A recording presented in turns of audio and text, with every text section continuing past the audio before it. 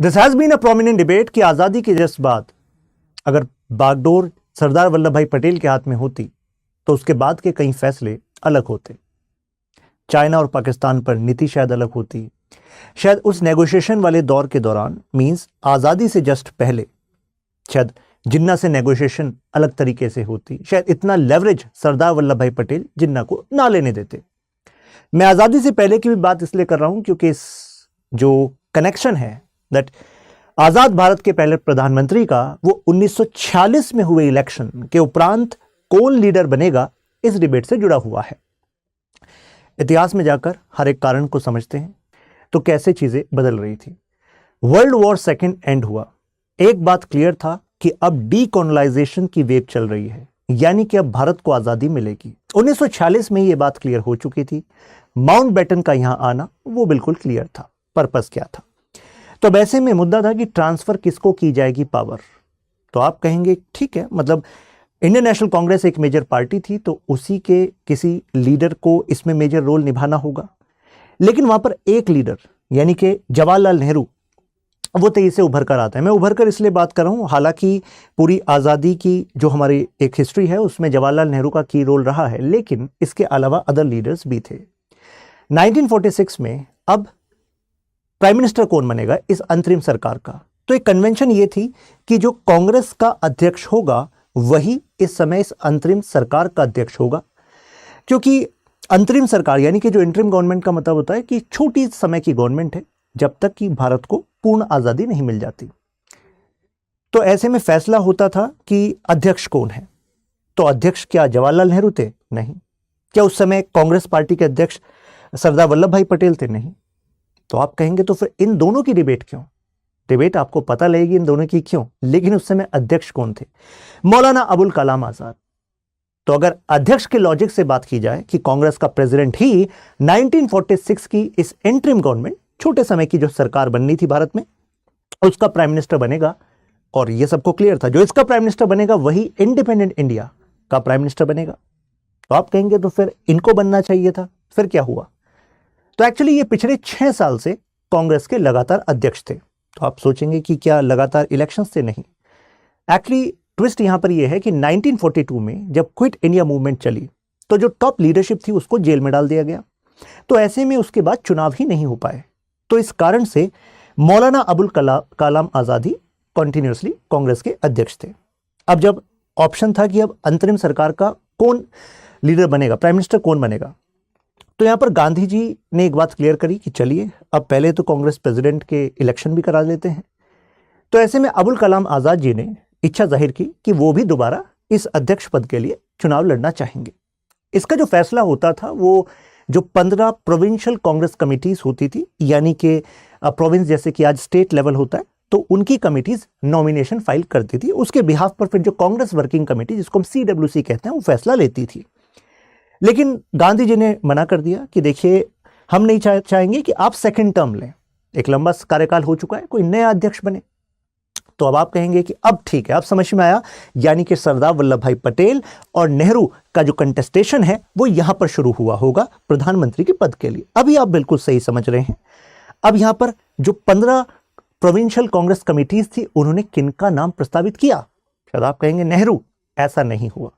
15 में से 12 ने जो नाम दिया वो दिया सरदार वल्लभ भाई पटेल का, और बाकी 3 ने भी नेहरू जी का नाम नहीं दिया। कहेंगे तो बड़ा शॉकिंग था। बिल्कुल शॉकिंग था। तो अब क्या किया जाए? तो हालांकि गांधी जी ने अपनी चॉइस क्लियर कर दी थी। नेहरू वॉज गांधी जी चॉइस कि नेहरू जी को प्रधानमंत्री बनना चाहिए इस अंतरिम सरकार का, और फलस्वरूप आजाद भारत की पहली सरकार का भी। तो अब फिर बदला क्या? कहा जाता है कि इस दौरान गांधी जी ने बात की JB कृपलानी जी से, जो वर्किंग कमेटी के मेंबर थे। वर्किंग कमेटी में अन्य जो मुख्य लीडर्स थे, राजा जी यानी कि C राजगोपालाचारी, राजेंद्र प्रसाद जी अन्य लीडर्स थे। तो इनको कन्विंस किया जाए कि स्पेशल डिस्कशन हो इस बात पर कि किन कारणों की वजह से नेहरू जी को यहां पर इसका अध्यक्ष बनना चाहिए। तो इस डिस्कशन जब ये चला तो फाइनली जो गांधी जी चाहते थे, Gandhi ji was a mass leader, Gandhi ji was a voice, तो गांधी जी के हिसाब से ही चीजें हुई। फाइनली यहां पर जो नेहरू जी थे उनको उनके फेवर में फैसला आ गया। अब इस पर डॉक्टर राजेंद्र प्रसाद जी का यह कहना था कि एक बार फिर, मतलब ये तीसरी बार हुआ था, उनका कहना था कि गांधी जी ने नेहरू के फेवर में अपने ट्रस्टेड लेफ्टिनेंट को सेक्रीफाइस कर दिया। तीसरा इस वजह से क्योंकि इससे पहले 1929, फिर 1936 और फिर ये 1946, 1946, ये तीसरी बार ऐसा हुआ था। डॉक्टर राजेंद्र प्रसाद जी का स्टेटमेंट आया था फॉर ग्लैमरस नेहरू, राइट। अब इसका एक कारण, अब कई सारे कारण हैं, ठीक है।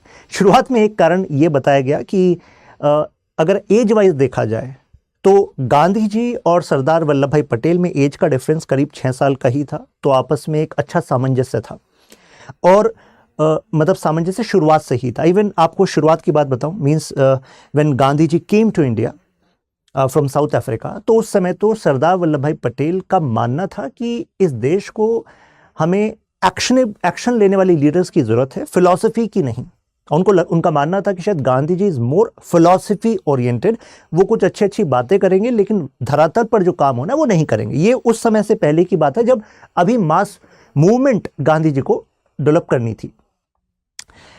लेकिन सरदार वल्लभ भाई पटेल जैसे बाकी लीडर्स तो वो महात्मा वाला फिगर रखते थे, लेकिन सरदार वल्लभ भाई पटेल उस समय पर ऐसा नहीं रखते थे। लेकिन जैसे ही चंपारण हुआ, चंपारण सत्याग्रह, उसके बाद खेड़ा हुआ, तो इस दौरान फिर हमने देखा कि सरदार वल्लभ भाई पटेल और गांधी जी के बीच में करीबी आई, सम्मान बढ़ा और वो एक अलग तरह का सामंजस्य बना। यानी कि नेहरू और जो गांधी जी हैं उनका रिलेशन अलग है, सरदार वल्लभ भाई पटेल और गांधी जी का डायनेमिक्स अलग है। डायनेमिक्स बड़े मैटर करते हैं पॉलिटिक्स में, राइट। तो इससे पहले वाला जो यहां पर पॉइंट था वो यही शो कर रहा था कि गांधी जी को ये बात पता थी कि नेहरू को अगर नहीं बनाया गया तो उससे जो पॉलिटिकल, जो इंडियन नेशनल कांग्रेस की जो यूनिटी है, कहीं उसमें गड़बड़ी ना हो जाए। लेकिन गांधी जी के जो तर्क हैं और नेहरू के तर्क हैं वो सरदार वल्लभ भाई पटेल समझ लेंगे, इसके ज्यादा चांसेस थे। एक लॉजिक तो ये दिया जाता है। तो गांधी सबसे पहले फेवर नहीं कर रहे थे और फिर उसके बाद फेवर करना पड़ा, और जो मैंने आपको बताया 1929, 36 और 40। अब मुद्दा यह है कि इसके अलावा और कौन लीडर्स थे। हमने 2 की बात की, तीसरे मौलाना अबुल कलाम आजाद, लेकिन बाकी लीडर की बात करते हैं इनको मिलाकर कि वो भी तो बन सकते थे, वो क्यों नहीं। नेहरू जी, राजा जी जो कि सेकंड गवर्नर जनरल भी बने भारत के माउंटबेटन जी के बाद, फिर यहां पर राजेंद्र प्रसाद जी, सरदार वल्लभ भाई पटेल, मौलाना अबुल कलाम आजाद। अब हर किसी का एक एक कारण है, ठीक है। कई लोगों को लगता था शायद सी राजगोपालाचारी इस समय पर लीडर बनेंगे। ऐसा इस वजह से लगता था क्योंकि इसकी एक हिस्ट्री है। 1927 में ही गांधी जी को लगता था कि शायद सी राजगोपालाचारी ही गांधी जी के सक्सेसर होंगे। लेकिन यहां पर कहानी में ट्विस्ट ऐसा आ गया कि गांधी जी के जो चौथे बेटे थे देवदास गांधी, उनका विवाह हुआ लक्ष्मी के साथ। लक्ष्मी वॉज डॉटर ऑफ सी राजगोपालाचारी। तो एक तरीके से तो रिश्तेदारी वाली बात हो गई। तो गांधी जी नहीं चाहते थे, गांधी वॉज स्केप्टिक कि ऐसा ना हो कि जो baton is being transferred within the family, relations में ऐसा ना हो। तो एक लॉजिक तो ये हुआ जो सी राजगोपालाचारी को वहां पर टॉप पोजीशन पे नहीं लेके जाएगा, गांधी के सक्सेसर नहीं बनेंगे। दूसरा लैंग्वेज वाला रीजन भी कहा गया, यानी कि जो सी राजगोपालाचारी हैं he was not well versed with Hindi. और आपको बता दूं गांधी जी ने उस समय पर दक्षिण भारत में हिंदी प्रचार सभा भी गठित की थी। 1918 की बात है, 1918। आप सर्च करेगा हिस्टोरिकल, मतलब ऐसे कुछ इनिशिएटिव्स के बारे में पता होना चाहिए, प्रीलिम्स काइंड ऑफ क्वेश्चन बन जाते हैं statement. Annie Besant, Mahatma Gandhi, और ये सभा स्टैब्लिश की थी और इसमें कंट्रीब्यूट करने वहां पर गए थे देवदास गांधी भी, जिनका जिक्र मैंने अभी अभी किया। सो गांधी जी इंपॉर्टेंस समझते थे लैंग्वेज की। एक इतनी डाइवर्सिटी रखने वाले देश को बांधने के लिए एक भाषा की जरूरत तो है, तो ऐसे में हिंदी के प्रचार को वहां पर वो फेवर कर रहे थे। अब बात आती है राजेंद्र प्रसाद जी की। राजेंद्र प्रसाद जी हिंदी तो जानते ही थे, बिहार से थे और जेंटल लॉयर थे। तो फिर इनमें क्या हुआ, तो ये कहा जाता है कि वो जो नेहरू का कैरिज्मा था, जो प्रभाव नेहरू रखते थे पार्टी कार्डर्स पे, लोगों पे, वैसा इनके पास नहीं था। अबुल कलाम आजाद की बात करें तो कहा गया कि हिंदू मुस्लिम यूनिटी के ये स्तंभ थे। तो एक तरीके से इनके फेवर में एक बात थी कि इनको बनाया जाता तो शायद जिन्ना का जो पॉइंट था कि जो भारत है वो मुस्लिम्स के लिए अच्छा नहीं होगा, तो ये भी सोचा गया कि ऐसे में, क्योंकि कहा जाता है कि Gandhi ji was a strategist, तो शायद वो स्ट्रेटेजी वाइज अबुल कलाम आजाद को चुनते तो जिन्ना का आइडिया डिफीट होता उस टाइम पर। हिंदू मुस्लिम यूनिटी के सिंबल थे। बट यहां पर कहा गया कि अब जब एक नया भारत बन रहा था तो ऐसे में उसको एक ऐसा लीडर चाहिए था जो लोगों को एक्सेसिबल भी लगे, मतलब लोगों को लगना चाहिए जुड़ाव। तो ऐसे में इनकी जो गिनती होती थी उस टाइम के इंटेलेक्चुअल्स में होती थी, एलीट में होती थी। लेकिन नेहरू जो बात करते थे वो जनता तक पहुंच जाती थी। तो ये भी एक लॉजिक कहा गया कि ऐसा लीडर चाहिए जो जनता से जुड़ाव स्थापित कर सके। अब क्यों क्यों क्यों चुना गया? एक तो यूथ वाला रीजन है, मैंने आपको बताया सरदार वल्लभ भाई पटेल और नेहरू जी में जो उम्र का अंतर है वो करीब 14 साल बताया जाता है। तो गांधी जी का भी मानना था कि एक बात क्लियर है कि जब आजाद हुए हम, तो उस समय सरदार वल्लभ भाई Patel was not in such a health state कि वो प्रीमियरशिप संभाल लें। कुछ इंपॉर्टेंट पोर्टफोलियो तो उन्हें संभालना ही पड़ेगा, वो उन्हें पड़ा भी, तभी उन्होंने यूनिफाई किया भारत को। लेकिन यहां पर एक लॉजिक ये दिया गया कि वो प्रधानमंत्री पद शायद ना संभाल पाए क्योंकि बहुत ज्यादा जिम्मेदारियां होंगी, तो ऐसे में नेहरू जो है उस पर एक सूटेबल ऑप्शन होंगे। दूसरा कहा गया कि यूथ को जो नेहरू हैं वो आसानी से कनेक्ट कर लेंगे, अपील जो है उनकी बेटर रहेगी। हालांकि ये जो लॉजिक है ये 1929 के दौरान दिया गया था, लेकिन ये लॉजिक सस्टेन रहता है considering the age gap between Nehru and Sardar Vallabh भाई पटेल। और डिसेंटिंग फैक्शंस, जैसे कि अगर हम मुस्लिम्स की बात करें तो जिन्ना ने मुस्लिम्स को एलिनेट करने की कोशिश की थी, केवल कांग्रेस से ही नहीं, इस इंडियन कॉन्स्टिट्यूशन है उससे भी। तो गांधी जी को एक बात क्लियर थी कि ऐसा लीडर चाहिए जो इनको यूनाइट कर सके। और बाद में मैं आपको एक राइटअप शो करूंगा जो सी राजगोपालाचारी जी का है। उनका कहना था कि देयर वाज अ प्रेजुडिस, यानी कि सरदार वल्लभ भाई पटेल के नाम से एक प्रेजुडिस भी अटैच कर दी गई थी कि शायद नेहरू जो हैं वो मुस्लिम्स को साथ लाने में वो ज़्यादा सक्षम होंगे, ना कि सरदार वल्लभ भाई पटेल।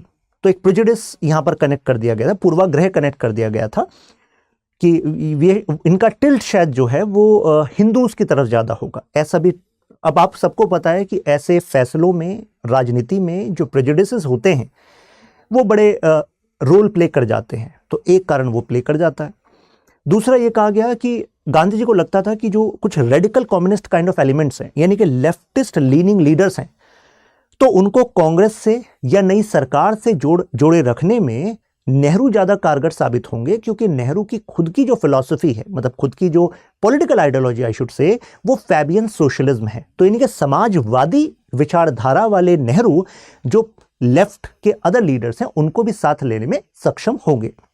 अब आप कहेंगे सर कांग्रेस के पास जब बहुमत थी 1946 के चुनाव में, तो अंतरिम सरकार में इस लॉजिक का पर्पस ही क्या था? या आजाद भारत में भी जब कांग्रेस के पास पूर्ण बहुमत होगी तो फिर इस लॉजिक की जरूरत क्या थी? जरूरत इस वजह से थी क्योंकि अभी मैं आपको 47 का एक लेटर शो करूंगा जिसमें कि वो 4 अगस्त 1947 का लेटर है। तो उसमें आपको जो लिस्ट मिलेगी तो यू विल फाइंड कि केवल पार्टी लाइन पर या केवल गठबंधन के आधार पर ही मंत्री पद नहीं दिए गए थे। यानी कि फॉर एग्जाम्पल जैसे आर के शनमुखम चेट्टी, जैसे Shyama Prasad Mukherjee, they were not congressman, yet they were invited by mister Nehru to join his cabinet. तो एक अलग ही तरह का एग्जाम्पल दिखता था उस समय राजनीति का, जो आज नहीं दिखता। लेकिन वो ऐसा क्यों दिखाया गया? जिससे कि ये सरकार सबकी सरकार लगे, भले ही आपकी पार्टी के वोट ना ही हो, लेकिन तब भी आप इन्वाइटेड हैं to be part of this cabinet. I think logic आपको क्लियर हुआ होगा, राइट? ये decent. Now Gandhi soft corner भी बताया जाता है। कहा जाता है कि Gandhi was having tilt towards Nehru, और उनका कितनी बार मानना था कि जो मैं भाषा बोलता हूं वैसी भाषा मेरे बाद नेहरू बोलेंगे। Gandhi was also impressed with modern outlook of Nehru. उनको लगता था कि जो सरदार वल्लभ भाई पटेल हैं, he may not be so available to change, but Nehru is modern. तो नेहरू मॉडर्न है, तो अब नए देश को तो एक मॉडर्न आउटलुक वाला लीडर चाहिए। तो ये कारण इनके फेवर में गया। गांधी जी को लगता था कि स्प्लिट ना हो जाए कहीं कांग्रेस। क्यों? अगर नेहरू जी को लगा कि ये कारणों की वजह से I am better suited to lead the country and country may not be having that kind of potential realized if Sardar Vallabh भाई पटेल is leading, तो कहीं ऐसा ना हो कि एक फैक्शन डेवलप हो जाए। तो ये भी एक कारण बताया जाता है, और इससे लगा कि सरदार वल्लभ भाई पटेल जो हैं वो ज़्यादा अंडरस्टैंडिंग है, considering the dynamics between Mahatma Gandhi and Sardar Vallabh भाई पटेल। अब पटेल जी का खुद का रिलक्टेंस भी एक कारण बताया जाता है। अब यानी कि मैं कह रहा हूं कि कुछ पटेल जी ने भी इससे पहले कई बार इंडिकेशन दिए थे कि वो लीडरशिप को यूथ के लिए ओपन करना चाहते हैं। मतलब जैसे 1931, तो 1931 में उन्होंने अपनी स्पीच में बोला था कि गांधी जी अब 63 साल के हो गए, मैं 56 साल का हो गया, तो आज़ादी के लिए तो एंक्शस आप लोगों को ज़्यादा होना चाहिए। हम सब चाहते हैं कि हम तो केवल मरने से पहले एक बार आज़ाद भारत देख लें। लेकिन हमें कौन से लीडर चाहिए थे 1947 में, जो आजाद भारत को बनाने में काम आए, राइट? तो एज वॉज वन फैक्टर। अब यरवदा जेल का वाकया देखिए, यहां पर सरदार वल्लभ भाई पटेल ने गांधी जी से कहा कि देखो अभी तुम्हें नहीं जाना है, राइट? यू आर नॉट, आप आजादी से पहले नहीं जा सकते, जब एक बार आजादी मिल जाए उसके बाद दोनों साथ जाएंगे। तो मतलब ऐसा डायलॉग साथ में चल ही रहे थे पहले से ही। गांधी जी को पता था कि सरदार वल्लभ भाई पटेल की जो सेहत है वो भी ऐसी नहीं है कि वो इतनी सारी जिम्मेदारियों को संभाल लेंगे। इस कंपैरिजन में नेहरू के पास पॉइंट थे। कॉन्सिक्वेंस ऑफ गांधी रीजन, अब कॉन्सिक्वेंस क्या हुआ? एक तो हमने देखा कि इंडिया में इंट्रा पार्टी डेमोक्रेसी की कमी कही जाती है। उसका लिंक ये भी कहा जाता है, कहा गया कि जब 15 प्रोविंशियल कांग्रेस कमिटीज ने में से 12 ने सरदार वल्लभ भाई पटेल का नाम दिया, तो अब ऐसे में इस इंट्रा पार्टी डेमोक्रेसी के फैसले को सम्मान देते हुए सरदार वल्लभ भाई पटेल को ही मौका देना चाहिए था। अब सरदार वल्लभ भाई पटेल को आगे जाकर अगर अपनी हेल्थ की वजह से कुछ लगता भी, तो वो खुद ही इतने जिम्मेदार नेता थे, वो खुद ही नेहरू को चांस दे देते, बाद में नेहरू जी बन जाते बाद में प्रधानमंत्री, राइट? तो ऐसे में वो इंट्रा पार्टी डेमोक्रेसी की स्पिरिट भी बनी रहती। वो CWC ने जो ओवररूल किया वो ना आता, वो हाई कमांड कल्चर आज भी चलता है। प्लस हमें दो और क्रिटिक मिलते हैं यहाँ पर, मौलाना अबुल कलाम आज़ाद और राजा जी, इन दोनों का कमेंट आता है इसके बाद, यानी कि नेहरू जी प्रधानमंत्री बन चुके हैं, लेकिन क्योंकि राजनीति में अगर जो आप फैसले लेते हैं अब वो फॉल बैक कर जाएं, तो जाहिर सी बात है क्रिटिक तो बनता है। This is politics, this is democracy. तो ऐसे में इनका मानना है कि शायद मेरे से बहुत बड़ी गलती हो गई कि उस समय जब CWC ओवर रूल कर रही थी तो उसमें मुझे स्टैंड लेना चाहिए था टुवर्ड्स सरदार वल्लभ भाई पटेल। इनका मानना था कि अगर सरदार वल्लभ भाई पटेल उस समय पर अंतरिम सरकार में भी लीडर माने जाते, उस समय कांग्रेस के भी अध्यक्ष माने जाते, तो ऐसे में जिन्ना की हिम्मत नहीं होती इतना लेवरेज लेने की जितना जिन्ना ले गए। क्योंकि कई बार हमें नेगोशिएशन में कठोर फैसले लेने वाले नेताओं की जरूरत होती है, एडजस्टमेंट करने वालों की नहीं। तो ये इनका पर्सपेक्टिव था। सी राजा जी, इनका कहना था कि पहले मैं समझता था कि शायद नेहरू जो हैं वो ज्यादा इंटेलेक्चुअल हैं टुवर्ड्स ओपन, ज्यादा ओपननेस है उनमें टुवर्ड्स अडॉप्टिंग न्यू सॉल्यूशंस।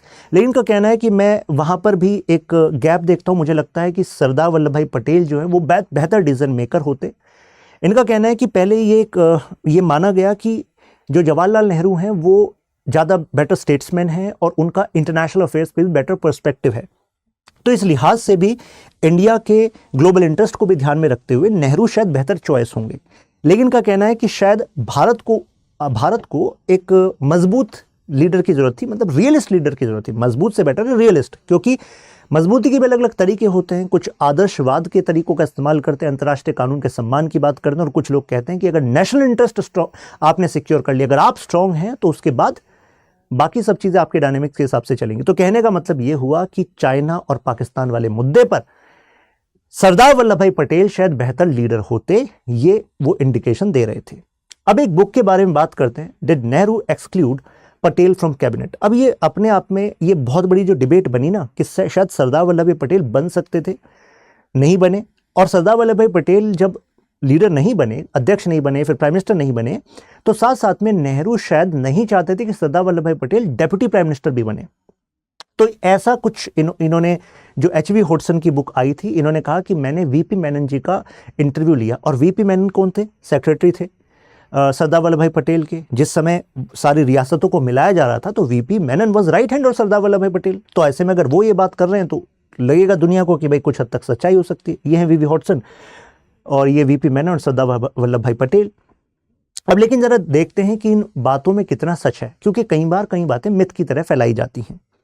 एक तो माउंटबेटन, ऐसा लगता है कि माउंटबेटन उस समय अपने आप को ऐसा प्रोजेक्ट कर रहे थे कि इस समय कांग्रेस पाक और यहाँ पर उधर मुस्लिम लीग, जिन्ना, हर जगह जो भी डायनेमिक्स चल रही हैं, तो ऐसे में Mountbatten is the one who is actually having the strings, मतलब वही सब कुछ तय कर रहे हैं। लेकिन कुछ विश्लेषकों का कहना है कि माउंटबेटन शायद अपने आप को जितने थे उससे ज़्यादा बड़ा मान रहे थे। इतनी वास्तविकता में स्ट्रिंग्स उनके पास थे नहीं। कुछ एंगल्स बताता हूँ, जैसे बस्टिंग द मिथ्स। अब ये 4 अगस्त 1947 का लेटर है। इसमें dear Mountbatten, I give below the names of my colleagues in new cabinet. पहले नंबर पर आप किसका नाम देख रहे हैं? सरदार वल्लभ भाई पटेल का नाम आप पहले नंबर पे देख रहे हैं, और उसके बाद ये कैबिनेट के अदर मेंबर्स हैं, राइट। तो ये जो बात है जो एचवी हॉटसन कह रहे हैं कि एक्चुअली इनका तो नाम शायद हटाने की बात चल रही थी कैबिनेट से, तो ये बात कैसे सही हो सकती है। अभी मैं आपको 2 लेटर और दिखाऊंगा। एक लेटर है नेहरू जी का जो उन्होंने सरदार वल्लभ भाई पटेल को लिखा, लैंग्वेज से आपको काफी कुछ पता लग जाएगा, और फिर सरदार वल्लभ भाई पटेल का रिप्लाई क्या है वो जरा देखिएगा।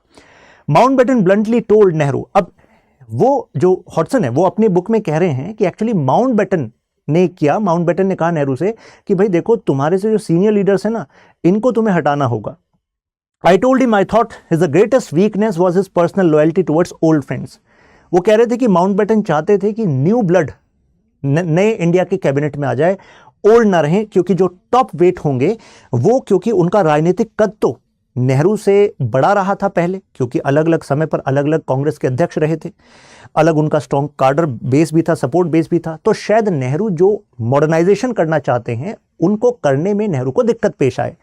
तो ऐसे में एक राजनीतिक सॉल्यूशन यहां पर माउंटबेटन दे रहे हैं नेहरू को कि भाई ऐसा करो, जो अपने से सीनियर लगे उसको साइड कर दो, ऐसे लोगों को अपने कैबिनेट में रखो जो तुम्हारे हिसाब से चले। यही एक्चुअली प्राइम मिनिस्टर की काउंसिल ऑफ मिनिस्टर का सिद्धांत होता है। जबकि जो बड़े वेट है मौलाना अबुल कलाम आजाद और सरदार वल्लभ भाई पटेल, ये तो कद में तुमसे बड़े भी नहीं हैं, तो ये तुम्हारे हिसाब से चलेंगे, क्या गारंटी है इस बात की। तो ऐसे में वो कह रहे हैं कि पटेल को फिर भी जो है इंक्लूड किया गया, क्योंकि there was a coordination which was done by me, ऐसा माउंटबेटन कह रहे हैं। लेकिन देखिए ये बात कैसे गलत है ये बताता हूं। क्योंकि पहली बात तो जो कैबिनेट डिसाइड हुई वो अकेले नेहरू जी ने नहीं करी, नेहरू जी और कैबिनेट दोनों, नेहरू जी और पटेल दोनों ने मिलकर कैबिनेट डिसाइड करी थी। अब जरा इस लेटर को देखिए। माय डियर वल्लभ भाई, ये 30 जुलाई 1947 का लेटर है। अभी जो लेटर दिखाया था 4 अगस्त का था, राइट। तो यानी कि कैबिनेट का नाम भेजे जाने से पहले का लेटर है। I have spoken to Ambedkar and he has agreed. तो यानी कि दोनों ने जिम्मेदारियां बांटी हुई थी। उन्होंने कहा कि मैंने अंबेडकर से बात की है और अंबेडकर जी को बताया है कि लॉ मिनिस्टर वो होंगे। हालांकि अंबेडकर ने का जवाब आया है कि कितना ही काम मुझे करना होगा लॉ मिनिस्टर के नाते, यानी कि he said law would not give him enough work. वो ज्यादा जिम्मेदारी चाहते थे अंबेडकर जी, और उनका कहना था लॉ मिनिस्ट्री मुझे शायद उतना जिम्मेदारी कहां ही देगी। But I told him he need not to worry about that, उसकी चिंता करने की जरूरत नहीं है। There will be plenty of work, बहुत सारा काम आपको करना होगा, जिम्मेदारियां होंगी आप पर भी।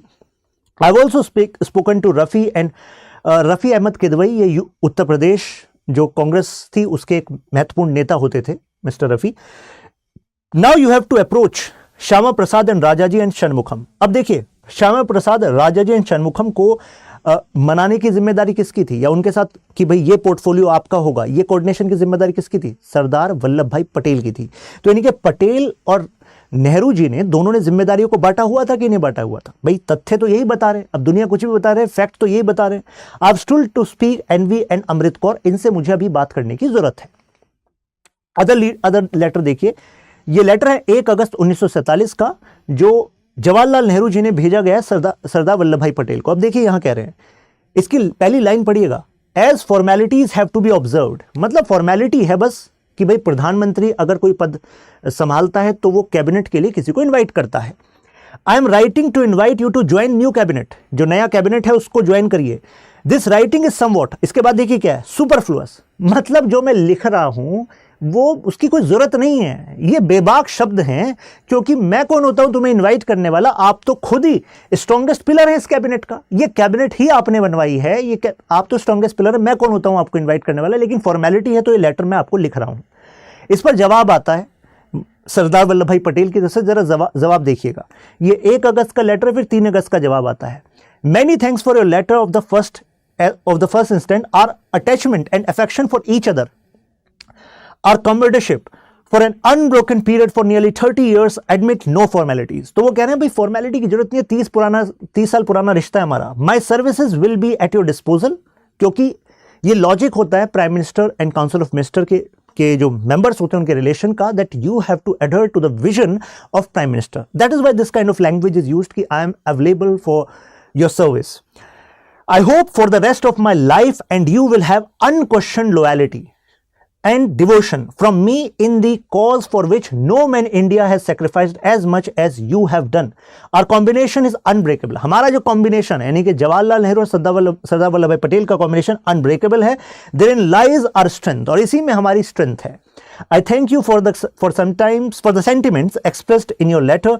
Yours sincerely, वल्लभ भाई पटेल. तो आई थिंक अब ऑफिशियल लेटर से कई सारे जो मिथ समाज में फैलाए जाते हैं वो तो कुछ हद तक ब्रेक हुए होंगे.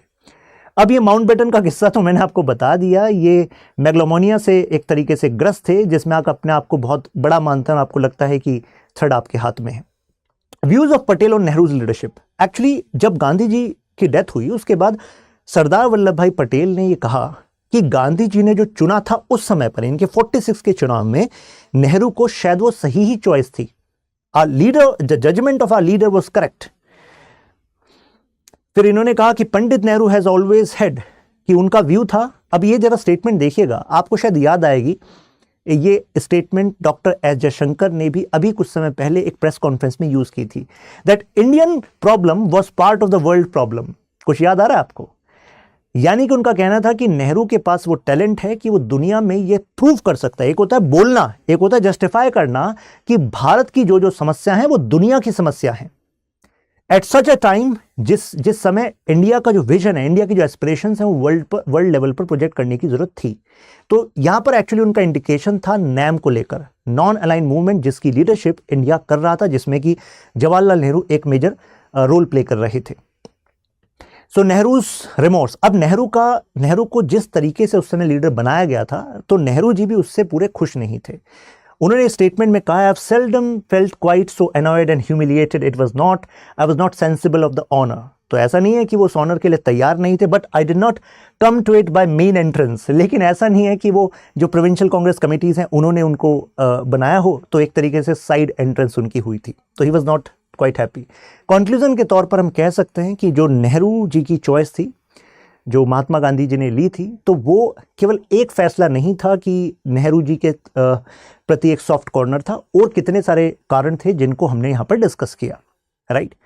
सो आई थिंक अभी आपको क्लैरिटी मिली होगी. फिर मिलते हैं नेक्स्ट वीडियो में.